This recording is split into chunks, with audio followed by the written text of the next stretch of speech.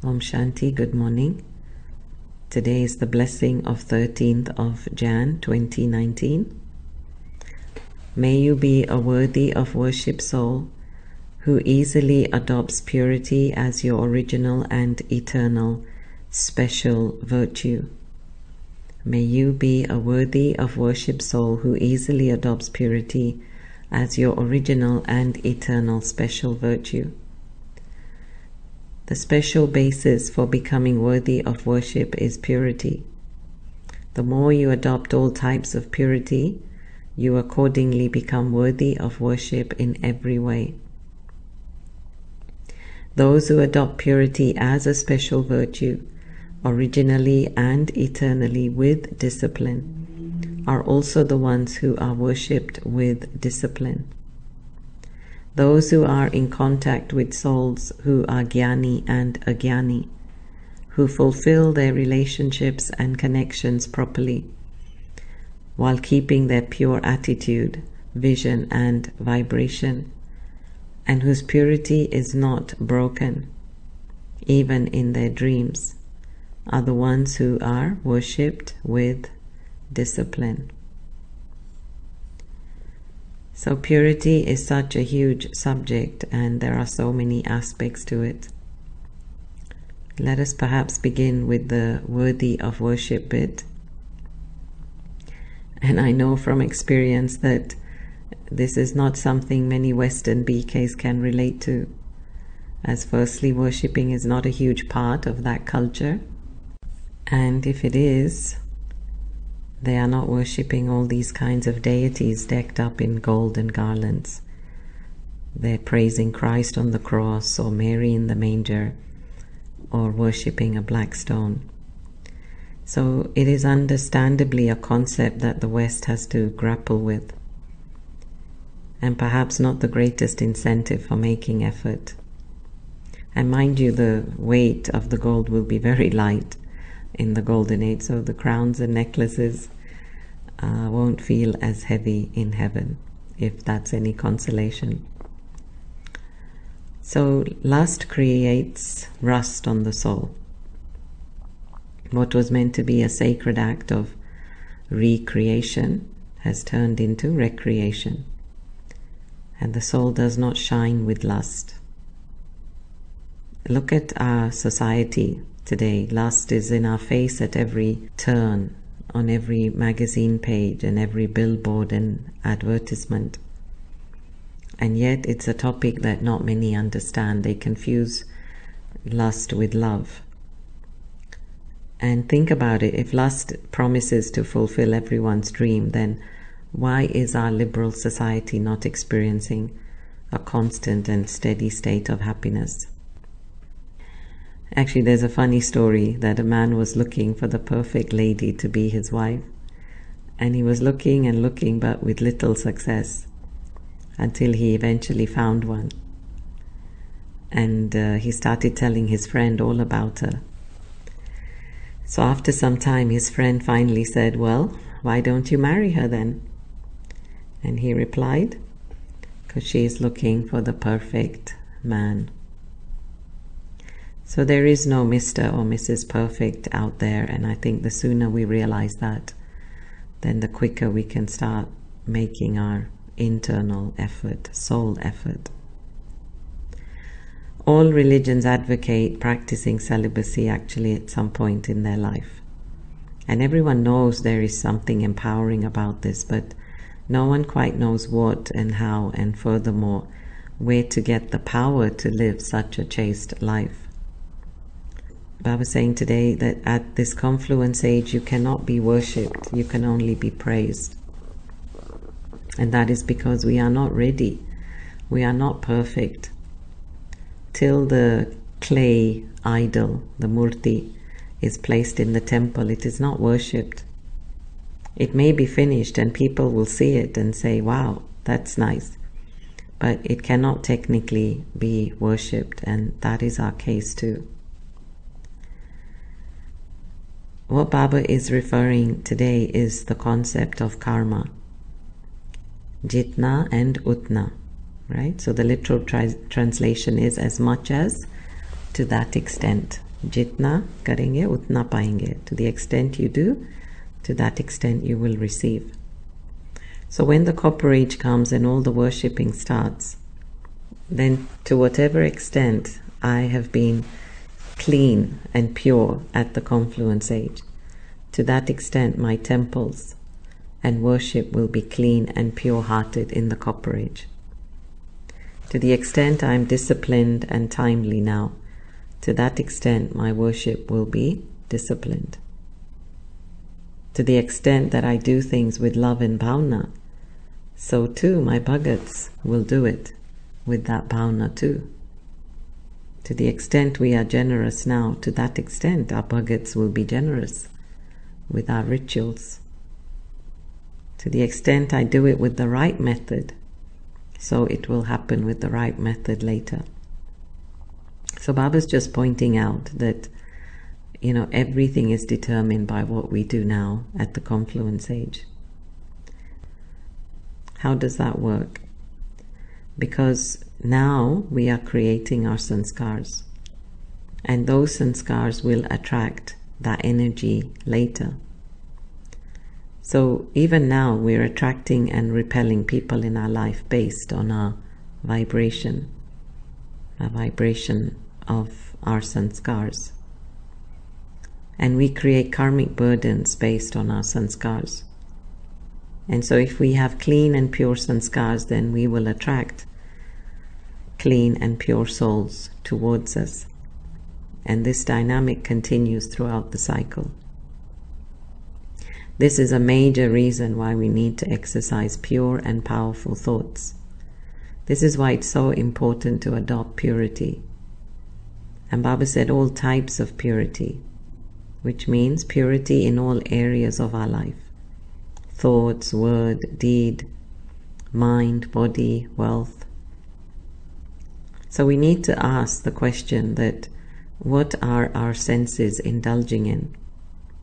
What are the eyes seeing? Is it elevated and pure stuff? What are the ears listening to? Is it divine words? The mouth, what is the tongue tasting? Is it pure, holy food? So on all levels, we have to work on all levels, thoughts, words, deeds. And Baba said, whilst being in contact with all types of souls, those on this path and not on this path, then we have to maintain a pure attitude, vision and vibration. Baba said pure souls maintain a pure attitude, vision and vibration. So it all starts in the mind with our thoughts. This is what Raj Yoga meditation is, right? That we intercept everything at the thought level.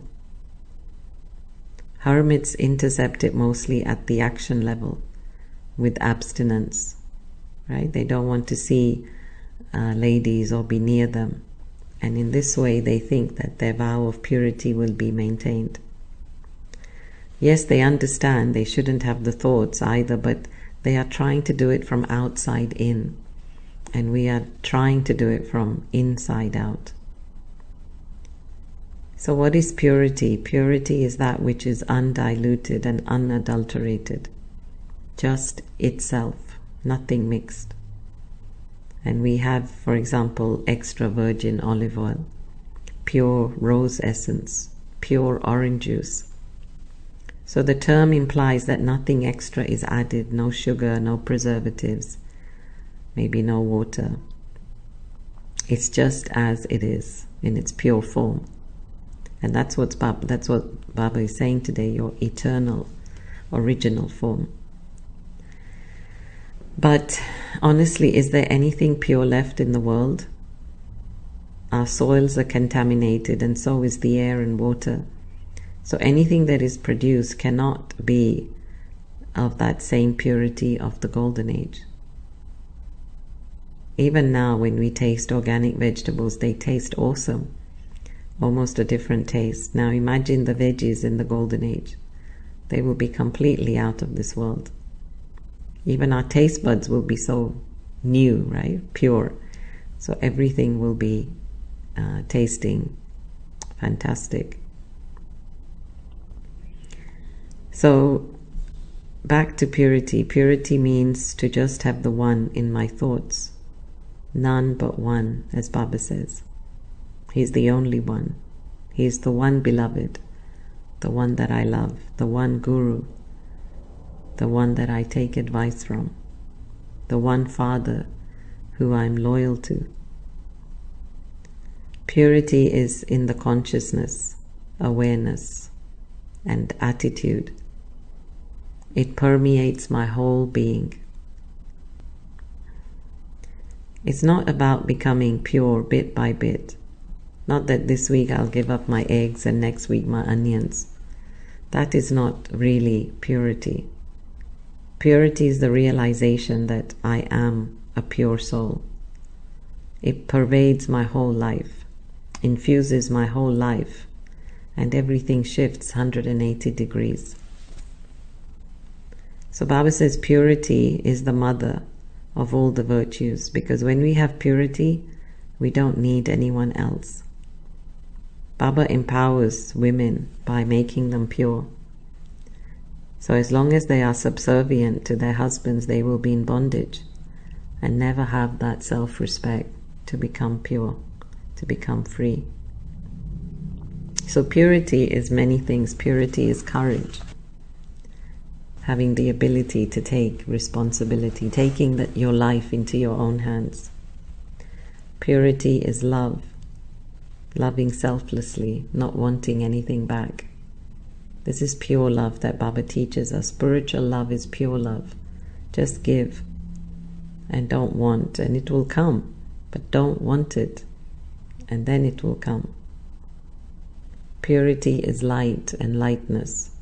So we always talk about there being the crown of light, right? On the deities, there's always this crown, the halo, even if you look at Christ.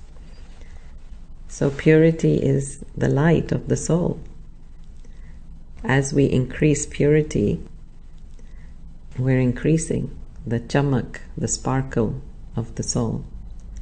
And because we're pure, we're honest, we're truthful, so there's a lightness, we're carefree and happy. Purity is power. It gives us inner strength.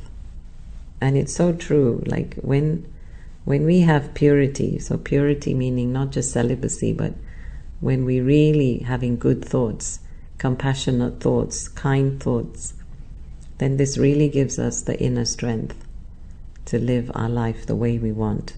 It puts the power back into our hands. Purity is truth.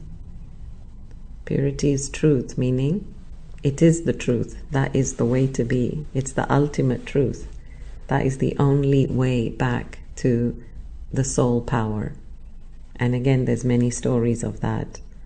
In the Lokik world, there's the story of Samson and Delilah, where he lost his power once he gave away his truth. Purity is compassion. Purity is compassion, meaning that we then start to have good, loving, merciful thoughts towards others. So purity is many things. We are actually ever pure. A diamond is always a diamond, even if it's in mud. So too, we are pure. We have to unlayer, uncover ourselves, that's all. So there's a big layer of dust or mud, you can say, that has become fixed on the soul. And that's only because we adopted impurity as our way. But Baba's saying that purity is your original and eternal quality. So again, it's going back to this idea that I am that already. It's not something that I have to become. I am that already. And so let me exercise that in my consciousness, in my attitude. Let me really feel my purity every day. And when I start aspiring to my ultimate purity, then it's so easy to leave the things behind in this world, because they don't compare The taste of the things of the world do not compare to the taste of the purity that Baba is teaching us. And that's what's so attractive about purity. So let's have a short meditation now to experience our pure divine self. Sit comfortably, turn within, and firstly I begin by reminding myself that I am a pure being. Deep down in my core, I am a pure soul.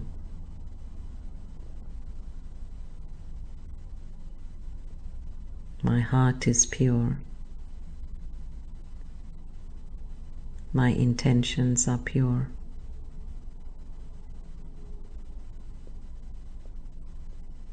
I am well-wishing.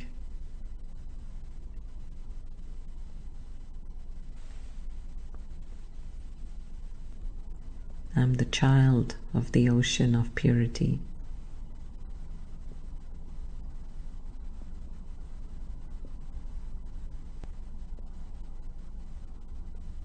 Purity is my birthright.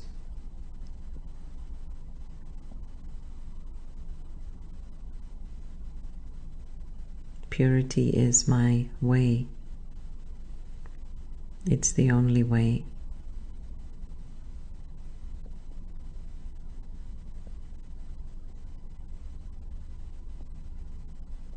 And every thought I create from this place of knowing that I'm a pure soul is pure.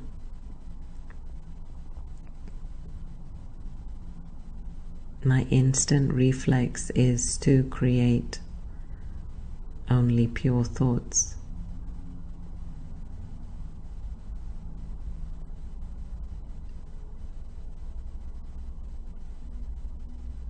I take a few moments now with this beautiful state of purity to go in front of Baba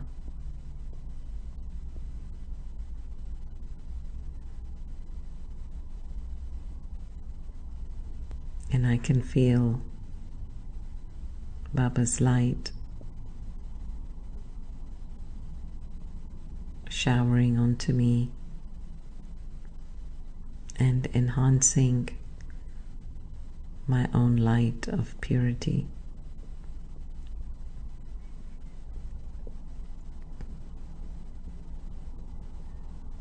Baba is ever pure.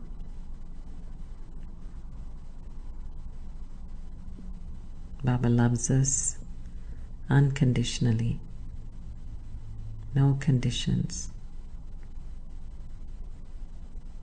because he is wise, knowledgeful, full on every level.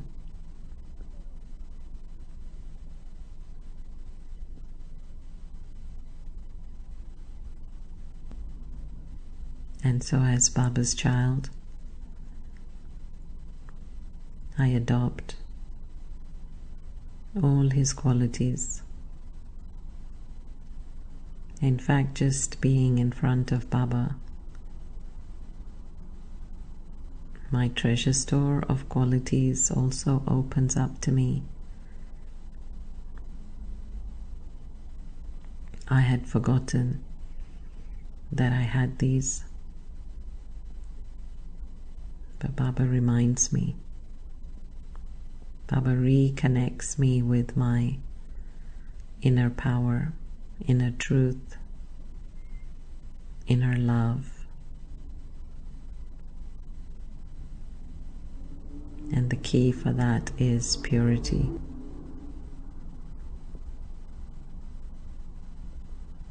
So thank you, Baba, for giving me back the key to my self-empowerment,